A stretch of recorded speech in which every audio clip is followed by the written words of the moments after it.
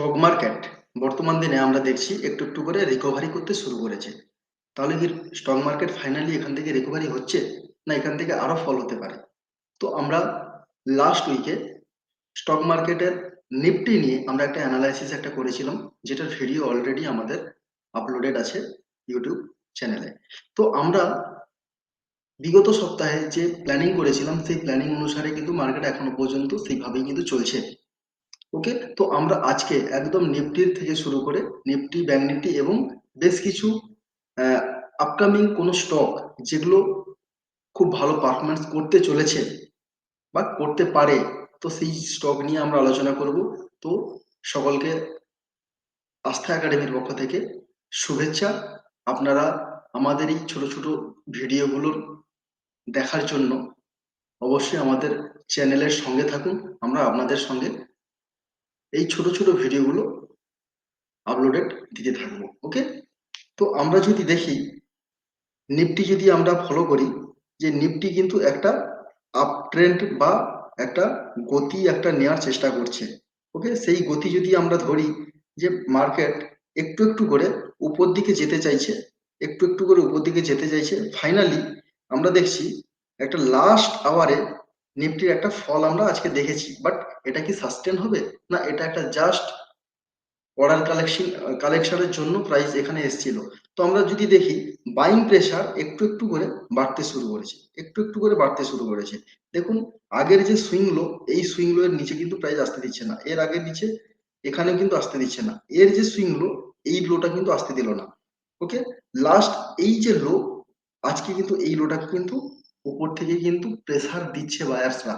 তো ফাইনালি আমরা যদি ধরি এটা একটা EMA 20, আর এই EMA 20 ইনস্টিটিউশনের একটা বেস্ট একটা এভারেজ প্রাইস হিসাবে ধরা হয়, রাইট?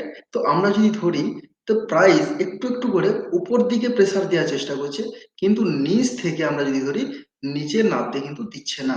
তো আমরা আগামী দিন যদি এর উপরে যদি একটা সাস্টেন ক্যান্ডেল যদি আমরা পেয়ে যাই, ওকে, তো এখান থেকে আমরা আপকামিং 800 পর্যন্ত আমরা কিন্তু র্যালি পেতে চলেছি। ওকে, কেন? মাঝখানে এই একটা গ্যাপস কিন্তু আছে,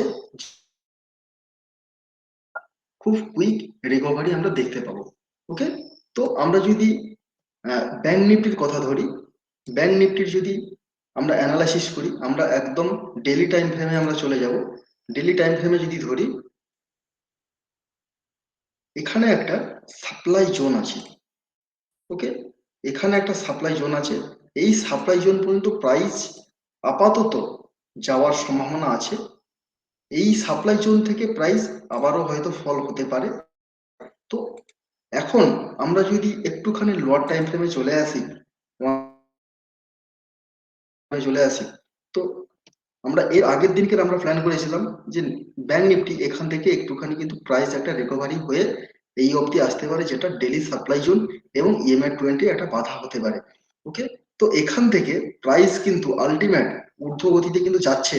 তো আমরা যদি ধরি সেম সুইং লো, কিন্তু কোনোটা লো ব্রেক করতে দেয়নি। ওকে, তো আলটিমেট এইখান থেকে হয়ে প্রাইস এইখান থেকে কিন্তু প্রাইস একটা রিভার্স করার চান্সেস আছে। কিন্তু নিফটি নিফটি কিন্তু এখান থেকে একটা আপ ট্রেন্ডে কিন্তু আমরা দেখলাম, রাইট? তো আমরা নিফটি দেখলাম, ব্যাংক নিফটি দেখলাম, যে ব্যাংক নিফটির অ্যানালাইসিস আমরা করলাম। ওকে, তো এরপরে আমরা আপনাদের জন্য বেস্ট কিছু পপুলার স্টক যেগুলো বর্তমান পারফরমেন্স করতে পারে সেগুলো নিয়ে আমরা দেখব। ফার্স্ট দেখবো আমরা বিসফট। ফার্স্ট দেখবো আমরা বিসফট।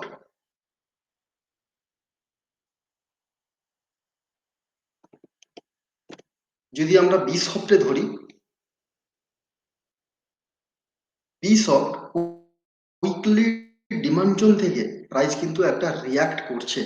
ওকে, রিয়াক্ট দিয়ে অলরেডি যদি আমরা দেখি একটা সুন্দর ট্রেন লাইন কিন্তু ক্রিয়েট করেছিল। ওকে, একটা সুন্দর ট্রেন লাইন ক্রিয়েট করেছিল, এই ট্রেন লাইনটাকে আজকে ব্রেকআউট করেছে, এবং ব্রেকআউট করার পরে সেকেন্ড আওয়ার পুরোটাই কিন্তু সাস্টেন করেছে। ওকে, সাস্টেন করেছে মিনস এখানে কিন্তু আমরা যেটা আমাদের যেটা ক্যালকুলেশন বায়ার্স আর ফুললি অ্যাক্টিভ। ওকে, তাহলে এই মুহূর্তে প্রাইস কোথায় যেতে পারে? তো আমার যেটা অ্যাসেম্পশন, প্রাইস কিন্তু আপাতত 640 পর্যন্ত প্রাইস কিন্তু যাওয়ার সম্ভাবনা আছে। অ্যাটলিস্ট 635 পর্যন্ত প্রাইস যাওয়ার সম্ভাবনা আছে।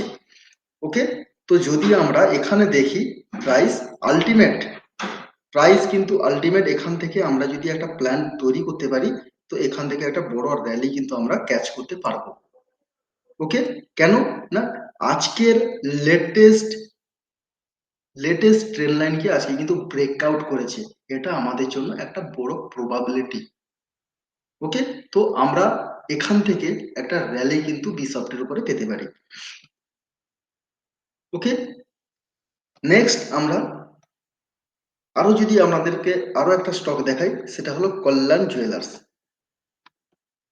ওকে, কল্যাণ জুয়েলার্স, কল্যাণ জুয়েলার্স আমরা যদি দেখি সেম পারফরমেন্স, আমরা 2 আওয়ার্সে যদি চলে যাই, 2 আওয়ার্সে কিন্তু সুপার একটা জায়গা কিন্তু বানিয়েছে।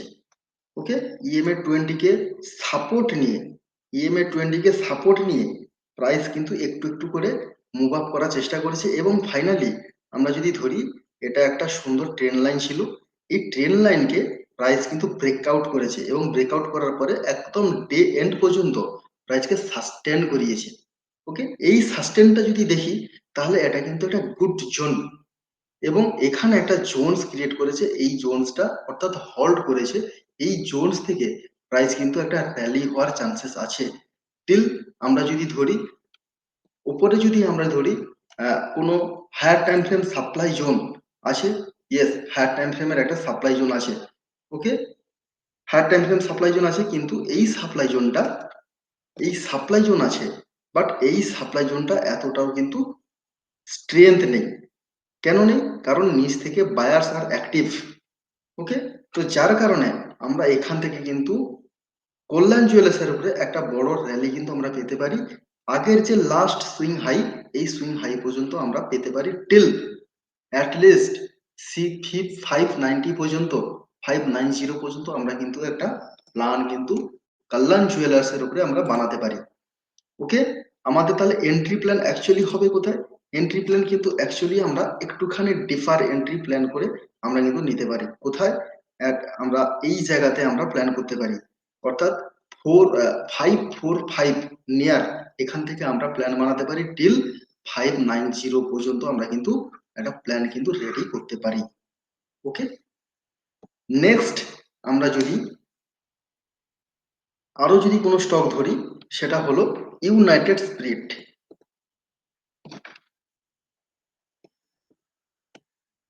ইউনাইটেড স্পিরিট,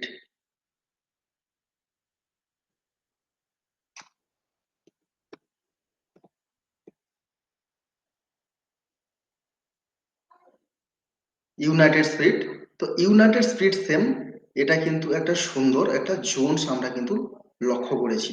ওকে, এখানে যদি আমরা ধরি, এখানে কিন্তু লাস্ট যে জোন যেটা হল্ড ক্যান্ডেল হয়েছিল, এটা কিন্তু একটা সুপার একটা জোন। ওকে, এটা কিন্তু জোন, আর এই জোন পর্যন্ত প্রাইস কিন্তু একটা র্যালি হওয়ার সম্ভাবনা আছে। টিল আমরা যদি এই এরিয়াতে যদি প্ল্যান করতে পারি with confirmation, with confirmation means এখান থেকে আমরা যদি একটা সুইং, জাস্ট সুইং, কিভাবে প্রাইস এখান থেকে একটা র্যালি আমরা এক্সপেক্ট করছি। ওকে, যদি কালকে এখান থেকে 15 মিনিট আমরা আরো লট টাইম ফ্রেম ধরে যদি 15 মিনিটের একটা ভালো কোনো সিগন্যাল যদি আমরা পাই, এবং এখান থেকে যদি বুলিশ কোনো সাইন পাই, তো আমরা এখান থেকে একটা বড় র্যালি কিন্তু 1460 পর্যন্ত আমরা কিন্তু একটা র্যালি কিন্তু ক্যাচ করতে পারি। তো এই র্যালিটাকে যদি আমরা ক্যালকুলেট করি যে কত র্যালি হতে পারে, তো এই রকম জায়গা থেকে যদি আমরা প্ল্যান রেডি সেটেল করতে পারি, আর এখানে যদি আমরা এসএল প্ল্যান বানাতে পারি 1400-র নিচে আমরা যদি এসএল প্ল্যান বানাতে পারি, তো টিল আমরা কিন্তু এই অবধি একটা আলটিমেট 3% পর্যন্ত আমরা গেন কয়েক দিনের মধ্যে কিন্তু আমরা পাওয়ার সম্ভাবনা আমাদের কিন্তু আছে। ওকে, তো এটা হলো একটা সুন্দর এরিয়া।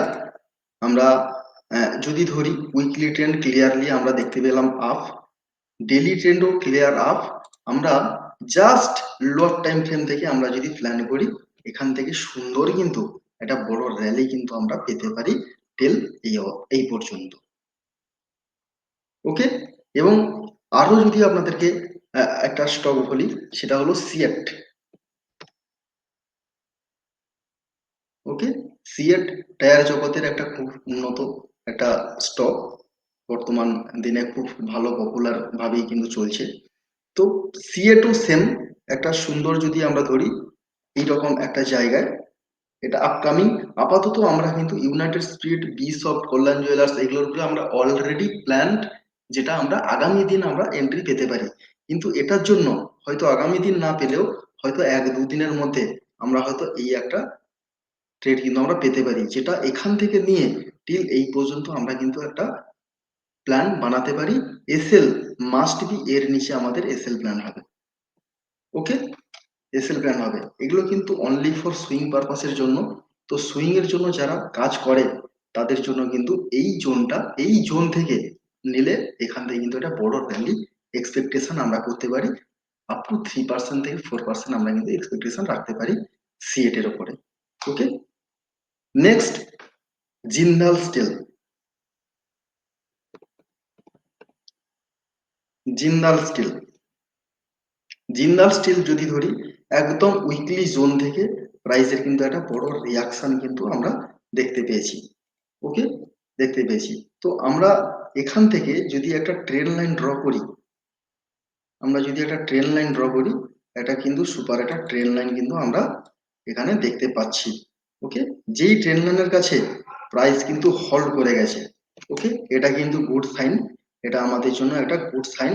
একটা, দুটো, হ্যাঁ, এখানে অলরেডি হোল্ড করেছে, মিনস আগামী দিন, আগামী দিন প্রাইস এখান থেকে যদি একটা এরকম র্যালি ক্যান্ডেল হয়ে যায়, ওকে, এখান থেকে কিন্তু আমরা একটা র্যালি পেতে পারি টিল 5959 পর্যন্ত। কেন, এখানে একটা EMA 20 কিন্তু একটা রেজিস্ট্যান্স হতে পারে। ওকে, যদি এখান থেকে একটা র্যালি হয়, তো এখান থেকে কিন্তু আমরা ডাইরেক্ট কিন্তু এই জায়গা থেকে আমরা ট্রেডিং একটা ডিসিশন নিয়ে আপ টু 5960 পর্যন্ত কিন্তু আমরা একটা প্ল্যান কিন্তু বানাতে পারি, রাইট? নেক্সট আমরা আরো যদি আমরা একটা দেখি, LIC housing finance, LIC housing finance limited. Okay, এটাও সেম। আমরা জাস্ট ইমাজিন প্রাইস, যদি আমরা এখানেও দেখলাম যে সুন্দর একটা উইকলি ডিমান্ড জোন থেকে প্রাইসের একটা রিয়াকশন হচ্ছে, তো এখানে অলরেডি এখানে কিন্তু সুন্দর রেজিস্ট্যান্স একটা লাইন ক্রিয়েট করেছে।